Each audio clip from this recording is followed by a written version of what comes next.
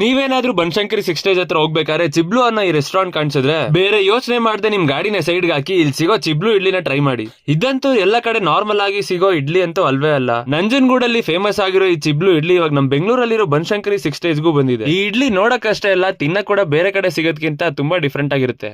Soft ಆಗಿರೋ ಈ ಚಿಬ್ಲು ಇಡ್ಲಿ ಮೇಲೆ ಸಖತ್ತಾಗಿ ಬೆಣ್ಣೆ ಹಾಕೊಡ್ತಾರೆ. ಆ ಬೆಣ್ಣೆನ ನೀಟಾಗಿ ಸ್ಪ್ರೆಡ್ ಮಾಡ್ಕೊಂಡು ರೆಡ್ ಚಟ್ನಿ ಜೊತೆ ನೆಂಚ್ಕೊಂಡು ತಿಂತಾ ಇದ್ರೆ ಸಖತ್ತಾಗಿತ್ತು. ನೆಕ್ಸ್ಟ್ ಇವ್ರ ಹತ್ರ ಟ್ರೈ ಮಾಡಿದ್ದು ಅಥೆಂಟಿಕ್ ಬ್ಯಾಂಗ್ಳೂರ್ ಮಸಾಲ ದೋಸೆ. ಈ ನಡುವೆ ಎಲ್ಲಾ ಕಡೆ ಬ್ರೆಡ್ ಚಟ್ನಿ ಹಚ್ಬಿಟ್ಟು ಮಸಾಲ ದೋಸೆ ಅಂತ ಕೊಡೋದೇ ರೇರು.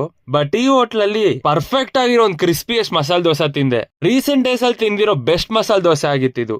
ಮಿಸ್ ಮಾಡದೆ ನೀವು ಇಲ್ಲಿ ಕೋವಾ ಜಾಮೂನ್ ಟ್ರೈ ಮಾಡ್ಲೇಬೇಕು. ಚಾಟ್ ಸೆಕ್ಷನ್ ಗೆ ಬಂದ್ರೆ ನಾನ್ ಟ್ರೈ ಮಾಡಿದ್ದು ಸೇವ್ ಪುರಿ, ಮಸಾಲ್ ಪುರಿ, ಬೇಲ್ ಪುರಿ ಮತ್ತೆ ಪಾನಿಪುರಿ.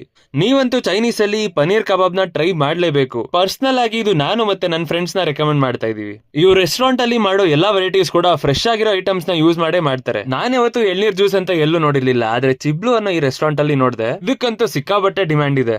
ನೀವೇನಾದ್ರೂ ಈ ವೀಕೆಂಡ್ ಗೆ ನಿಮ್ ಫ್ಯಾಮಿಲಿ ಜೊತೆ ಒಳ್ಳೆ ಆಂಬಿಯನ್ಸ್ ಮತ್ತೆ ಒಳ್ಳೆ ಫುಡ್ ಸಿಗೋ ರೆಸ್ಟೋರೆಂಟ್ ನೋಡ್ತಿದ್ರೆ ಈ ರೀಲ್ ಸೇವ್ ಮಾಡ್ಕೊಂಡು ಚಿಬ್ಲುನ ವಿಸಿಟ್ ಮಾಡಿ. Like and follow for more.